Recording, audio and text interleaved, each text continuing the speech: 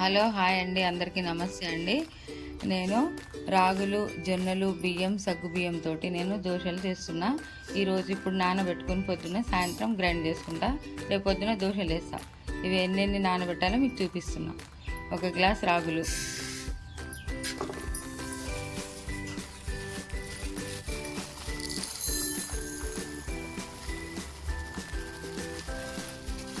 ఒక గ్లాస్ జొన్నలు, తెల్ల అయినా పచ్చ అయినా ఏవైనా తీసుకోవచ్చు.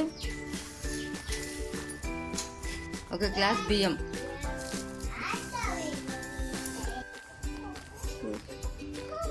ఒక గ్లాసు మినపప్పు,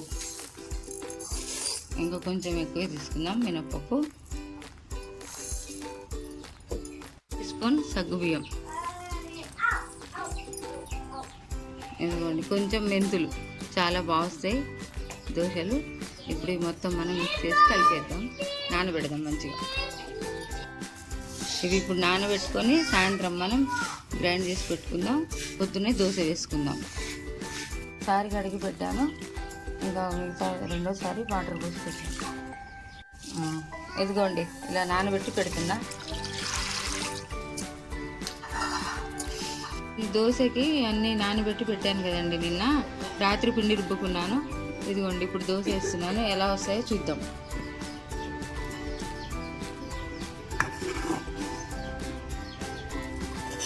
ఇదిగోండి రాత్రి రుబ్బి పెట్టుకున్న పిండి. ఇప్పుడు మనం దోశ వేసుకుందాం. మల్టీ కలర్ దోశ, హెల్దీ కూడా. ఇప్పుడు సమ్మర్ కదా, ఇలా చేసుకుంటే హెల్దీకి కూడా మంచిది, సల్వా. మీరు కూడా ఇలా ట్రై చేయండి. తగినంత ఉప్పు వేసుకుందాం.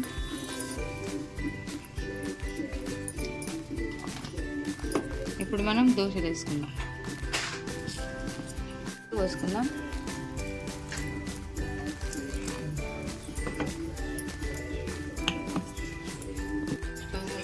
పెంకు పెట్టాను, పెంకు కాలింది, నూనె రాస్తున్నాం. దోశ వేసుకుందాం.